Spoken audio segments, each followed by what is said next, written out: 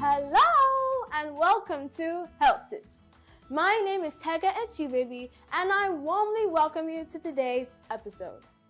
First of all, I would like to thank my man of God, Pastor Chris Oyakilome, for his investment in my life and in the lives of others also. I love you dearly, Pastor. On today's episode, we'll be discussing 10 first aid tips. Accidents happen, but responding to such situations without accurate knowledge might make bad situations worse.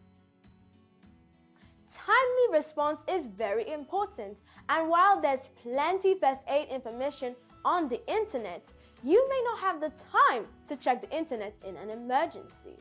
So, we recommend that you learn first aid and get prepared. Now, here are the general rules. Number 1.